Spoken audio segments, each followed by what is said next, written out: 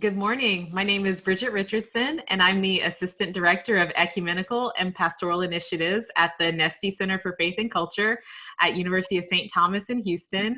And I'm here with our founder, Father Donald Nesti, and also Professor of Biology at University of St. Thomas, Dr. Donald Frohlich. So thank you both for joining me and welcome. Not often you get two Donalds in one place. Good morning. Okay. Double scoop. I love it.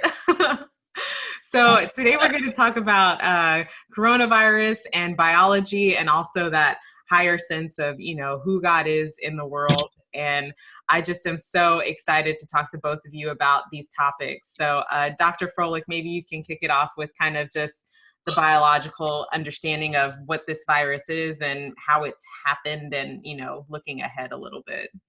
Sure. That's a tall order, but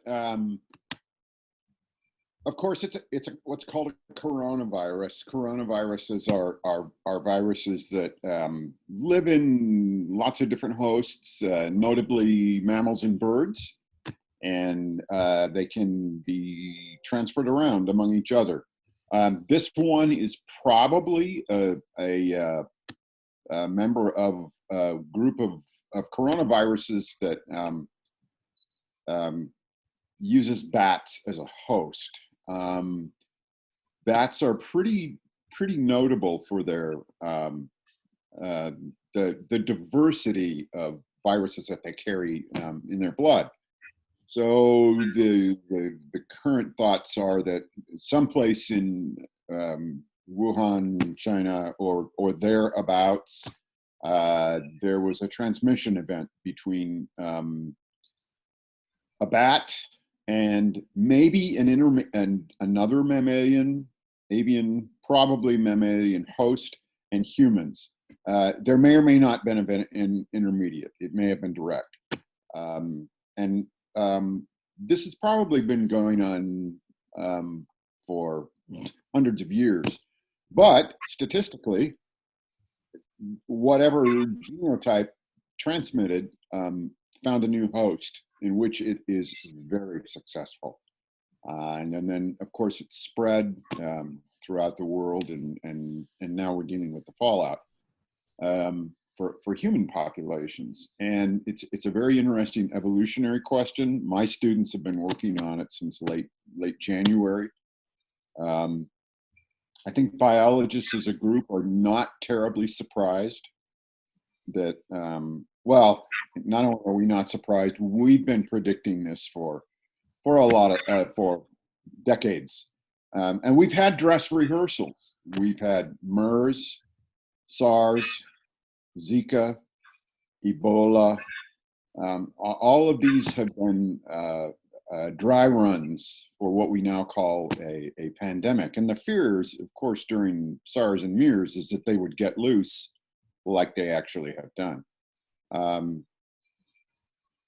If we look at things from a virus perspective, which is really the only thing biologists like myself are interested in doing, what drives the virus and what drives viral evolution?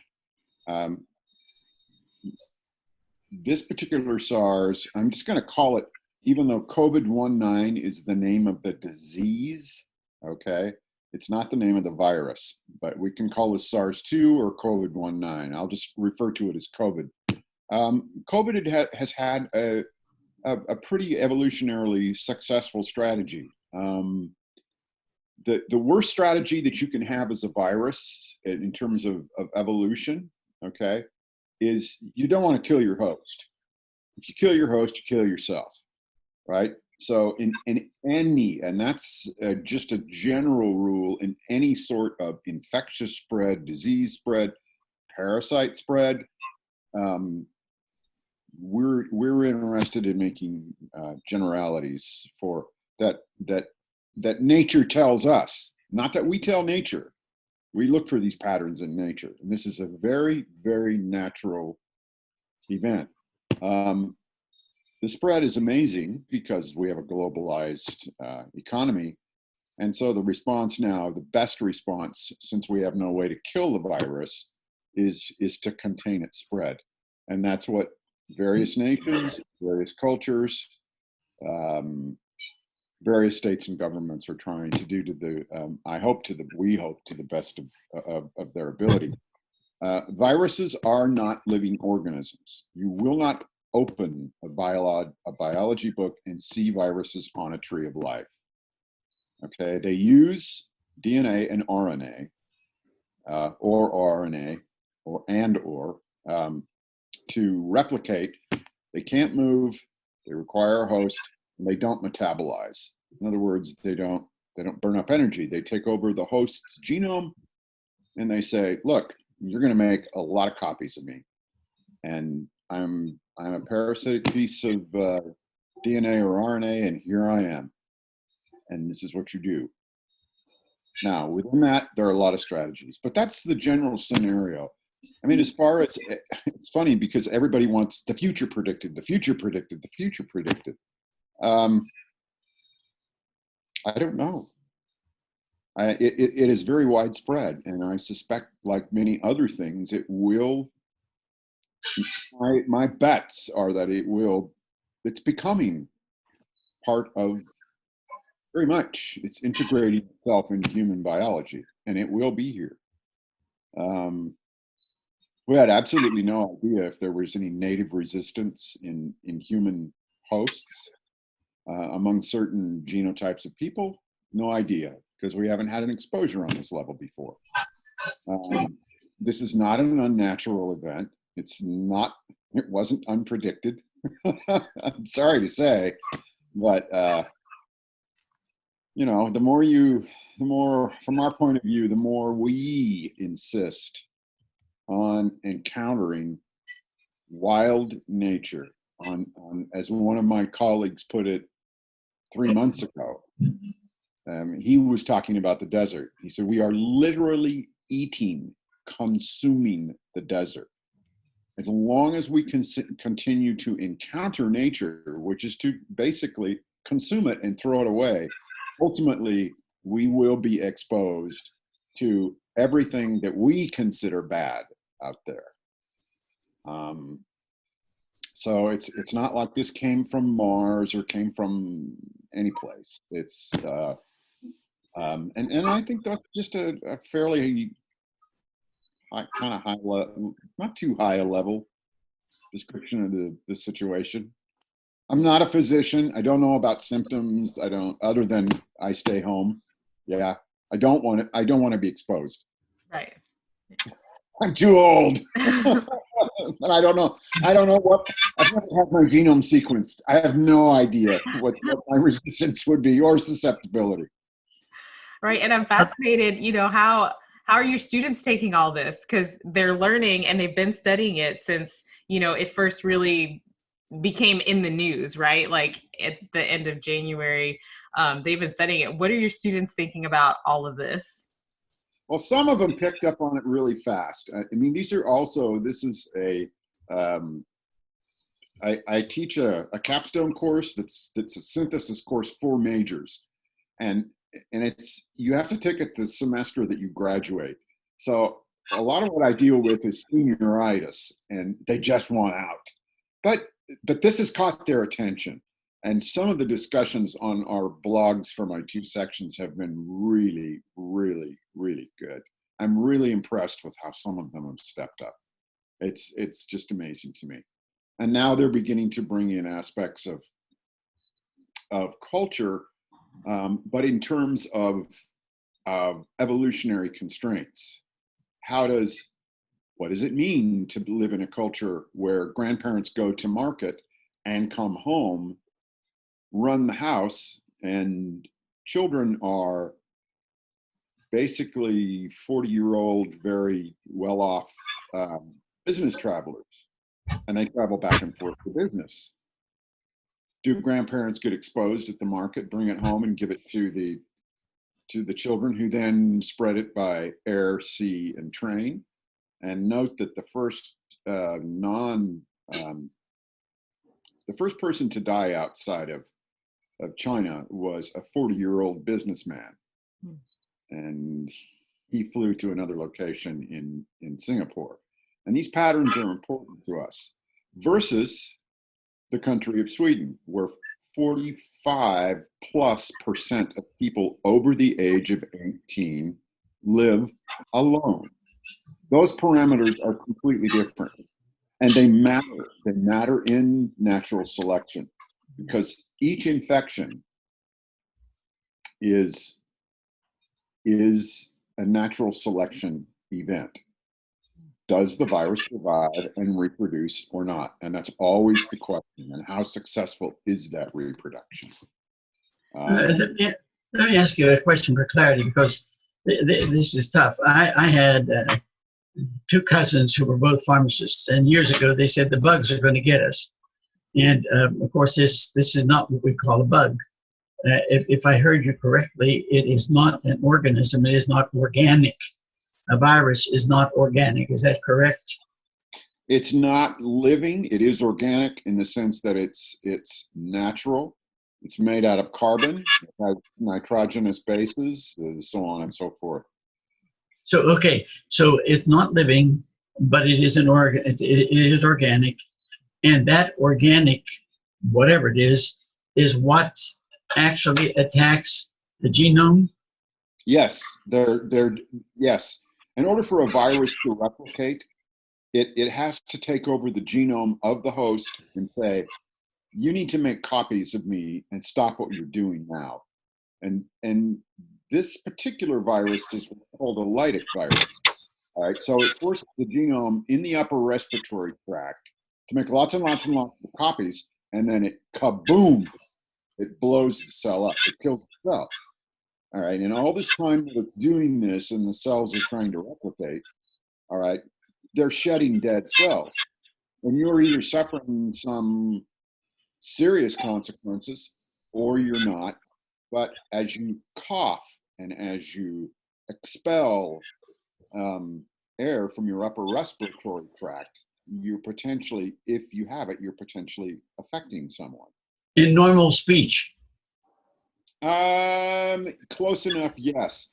I have a very close collaborator, and you've met him, Father Nesti, at Baylor College of Medicine. He's a young biophysicist, but he's worked on viruses all of his life, and we had a long conversation about this.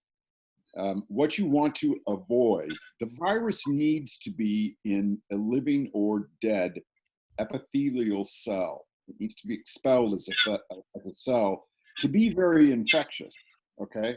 So this is why you have, early on in Seattle, you have a choir of 42 young people.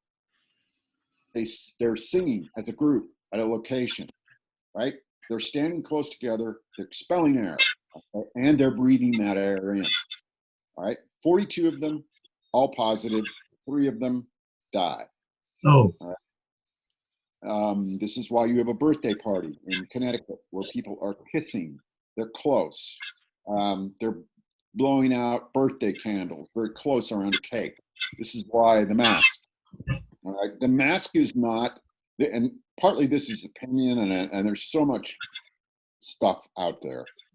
I do wear a mask if I go out because the most concentrated source of infection is it's when the virus is dissolved in a droplet of saliva or mucus, which will ultimately fall to the ground.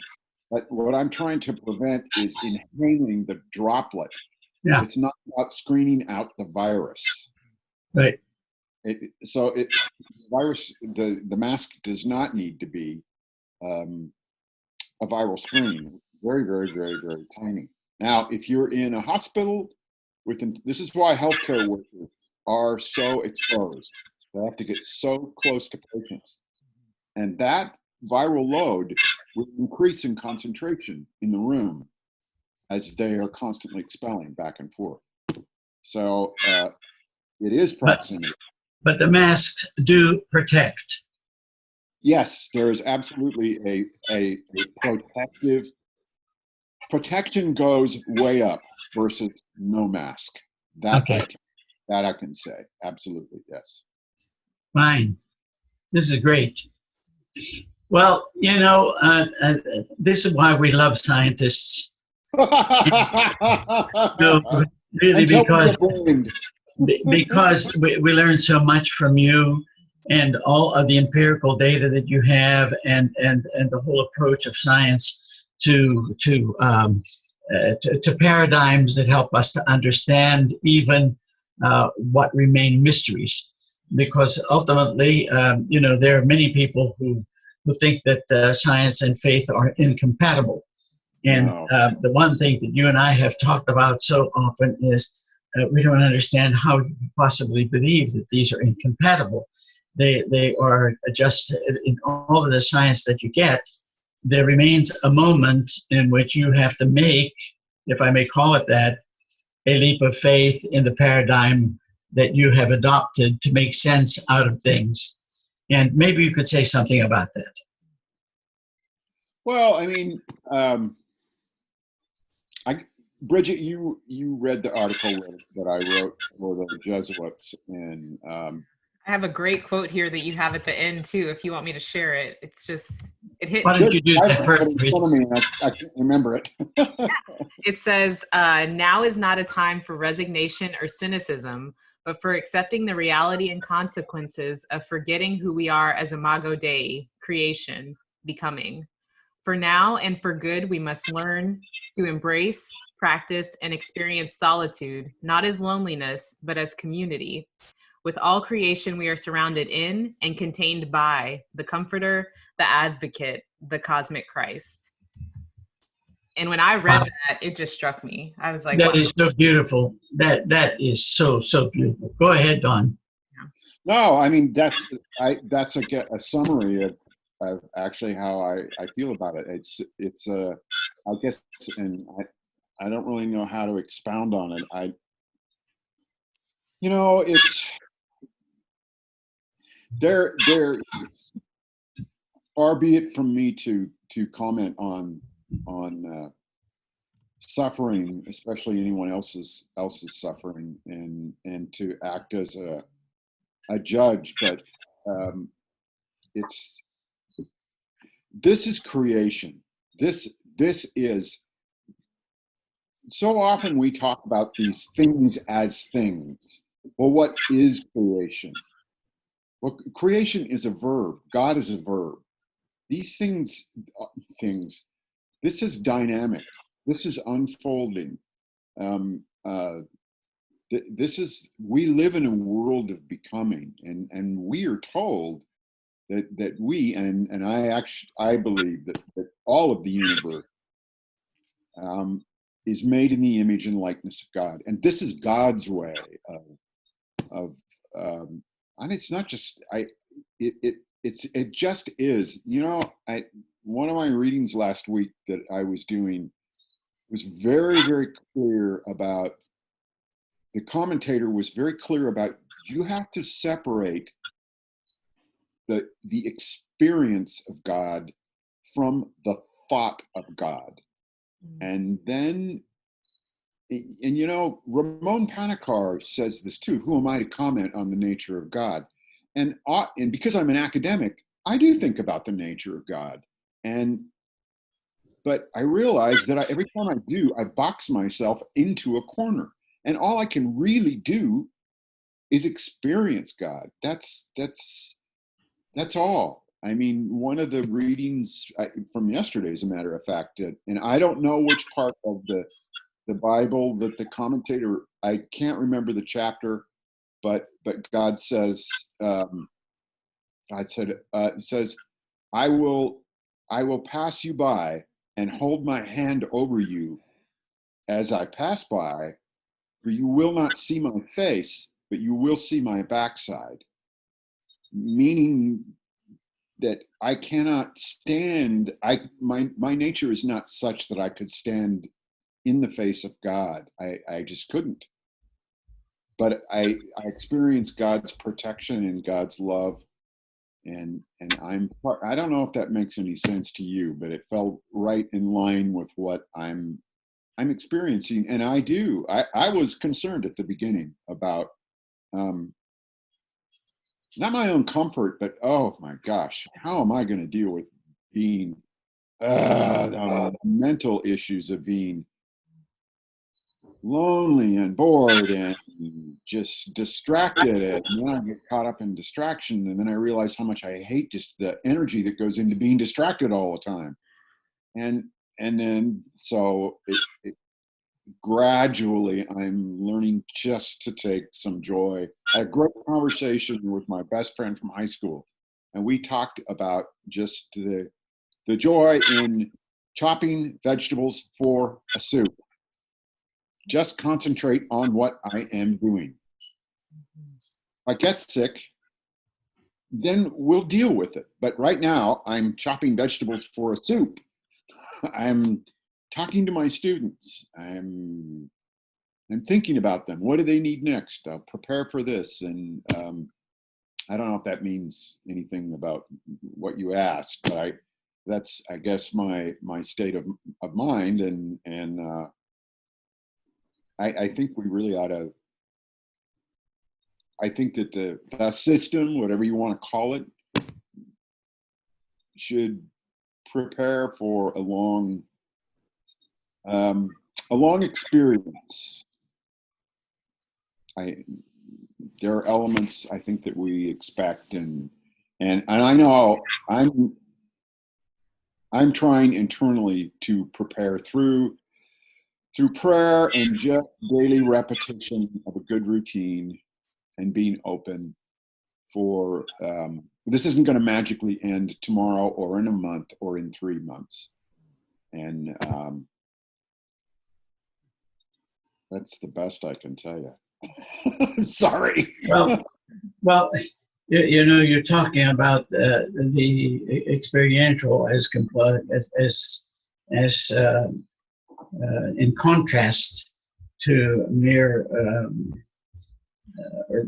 rational thought. And I think it's all summed up by St. Thomas when he said, "Contemplata administrare." He said, what you have contemplated is that which you have to hand on.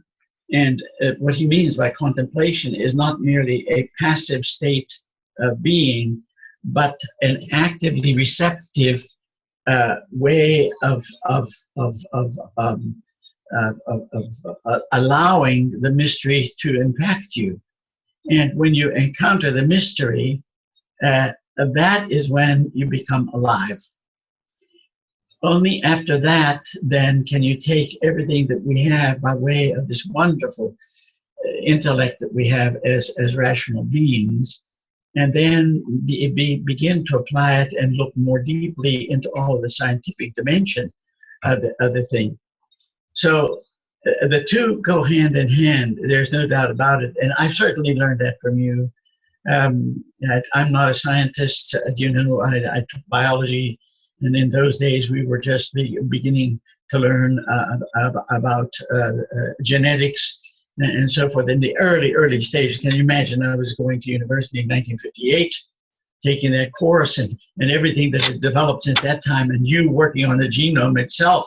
So, you know, I just stand before you in awe of the mystery that I see there, and I contemplate you and the beauty of God that comes through you, and then it changes my life.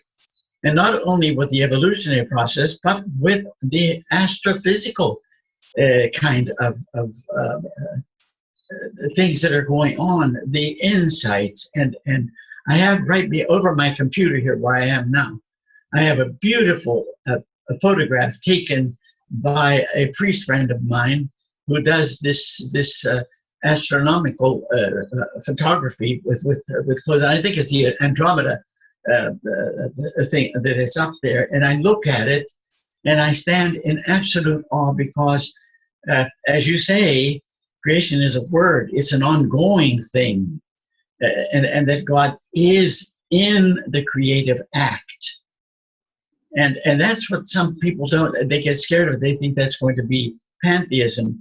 We don't say that creation is God, but we say that God is in the creative act in all of creation. It's quite different. But when you adopt that way of looking at things, you have to stand back and say what the kids say. Oh, this is awesome. You know, yeah, but they exactly. did it in such a way. Mm-hmm. And how do y'all put that together? Because, you know, we talk about faith and science, and for so many people who aren't in the type of study that we're exposed to through the Center for Faith and Culture at University of St. Thomas, it's so polarizing, right? Like you're either in line with the scientific thought or you are catching it from a faith perspective. But when you bring it together, it completely blows out of the water the way that you think about the whole entire situation. So how, you know, in this time, do you continue to make sure those two things are a mashup instead of separated? Well, I don't know about father. I guess I'm at a point where um, I don't. They aren't a mashup, and I don't actually have to make sure of it. I do take the opportunity to. Well, okay. So I mean, and this is very much my own point of view is that regardless, let's just take them as two variables, and they are. You can substitute values for the variables. You can talk about it politically. You can talk about it economically. You can talk about it with the church, the non-church goer, the church goer, the believer, the non-believer, the so on and so forth. You put whatever label you want on it. But this dualistic that and correct me if I'm wrong, Father, because I'm not a philosopher or a theologian, but we have a horrifically dualistic approach to everything. And it's learned, it's embedded in our culture. It's in a lot of ways, I don't even have, well, I don't justify the conversation between faith and science. It simply just, it works because it reflects a much wider reality, not only of experience, but of knowledge, than saying, well, this is polar because these two, it's only polar in this society because we put it completely false, we put it within a false framework. The framework itself, and I know a lot of people don't like to hear it, scientist and non-scientist, the framework is not real. It just simply isn't real. It doesn't reflect anything about nature. Unfortunately, it reflects an economic system, an institutional church system, which is built within an economic system and operates hand in hand with it, and a political system, and cultural values. And it sounds like I'm criticizing the whole thing, but actually take the tent down and see the sky. I mean, stop it. It's just not, it's not real. And there was a time, I suppose, I thought I could go out and I was all enthused and change everybody's mind. And now I think maybe the thing that we can do is continue to live. We can live in the sky and occasionally get wet and occasionally get sunburned, but smile at the birds and not worry about what's happening in the tent until the tent tries to capture us again. I don't know. I'm trying to be metaphorical about it without accusing anyone in the tent of being wrong. Well, with some of these things, the only way you can speak is metaphorically. I mean, we are so used to speaking things in terms of syllogisms that we forget that the metaphor captures the reality better than anything else. And the Second Vatican Council certainly taught us that in its dogmatic constitution of the Church, where it absolutely refused to define what church is. It used, it used the sheepfold, it used the tree, it used the plot of ground, it used the building, it used all these metaphors to try to talk about the reign of God, which is ultimately God's basis for the church. But let me go back to this other thing that you're talking about.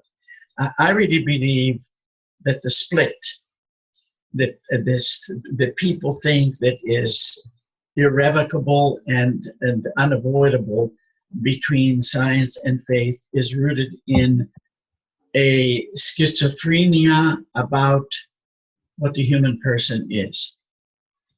When you reduce the human person only to science, you have only taken part of that person.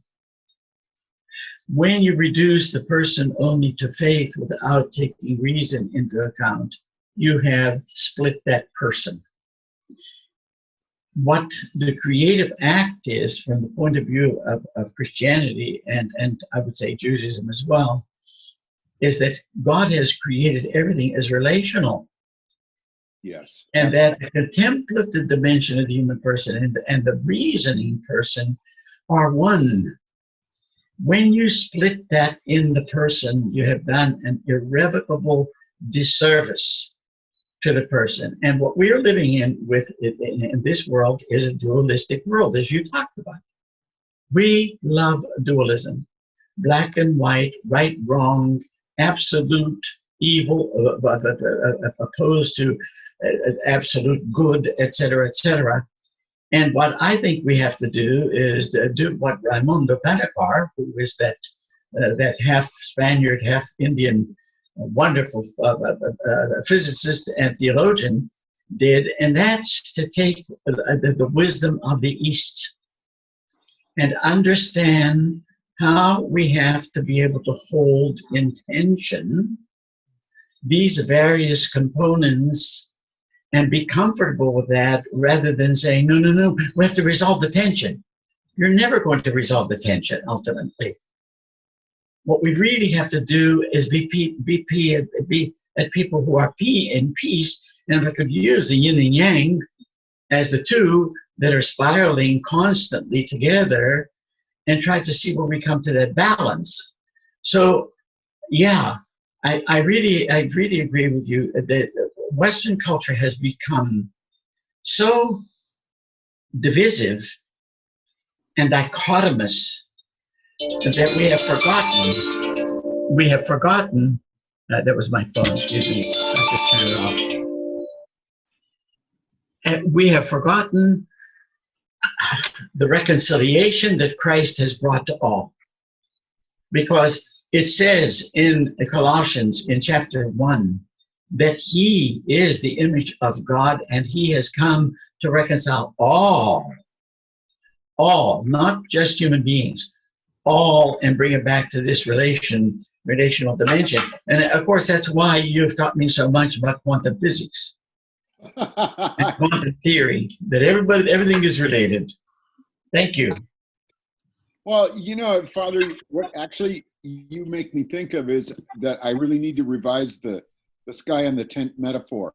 I'm not advocating that the tent be taken down. I'm advocating that the flaps be put up, and that occasionally, as the sky comes in, we learn to live in the shadows. Or what to do is make the roof of the tent about clear plastic. But you know, and it always has, and you and I have talked about this, your comments about maintaining it's the tension, and I'm really convinced that the root of creativity, and I think I'm also hopefully learning that one of the basic aspects of creation and creativity itself is actually freedom. And it's when it's kind of like a string on a bow on a violin. The tension produces the beautiful sound. But if I go up and I loosen that all the way so that the string falls onto the fret or whatever, the wood part of it plays nothing. I can also tighten it all the way to where the string snaps. And of course, what you're saying about creation and the creative act as ongoing, you know, yes. It gives a whole new understanding of that one line in Genesis 2, where it says, you know, take this creation and be stewards. You be stewards of this, participate in it. And yes. That's why, you know, when I look at you as a scientist, as a biologist, and see the work that you do and so many others like you, I said, that's what's happening here. It's a creative act. And I should be afraid of none of it. No. Do we have all the answers? Even morally? By the way, I just saw on PBS the other night, a long program, I think it went on for 2 hours, about genetics and the genome and so forth and so on. And at the end, they referred to a Chinese scientist who had taken this genetic knowledge and had recreated something there. I didn't get the whole thing because I wasn't watching it very clearly. But after he had spoken, then the commentator, who was a woman, came on and she said, and this is why we have so many ethical questions we have to ask ourselves, and who is going to be using this information and how they're going to be using the information. That's a scary thing. And what it does for me is throws us back on what it means to be human being in relationship. And do we think that we have taken the place of God in an autonomous fashion, or we love our status as creature and bow down in adoration before God? Yeah, Father, I agree. And I think one of the ways to answer those questions is to make sure that I mean, we have our church, we have our community, and those are centered around family. And I am convinced that those instill value. But right now we are dealing with a public, let's put it that way, whose knowledge of basic science has been formed in the wrong place. It doesn't exist, and what little exists out there is that voice is intimidated and silent. But if you're going to live in a sophisticated world that generates this kind of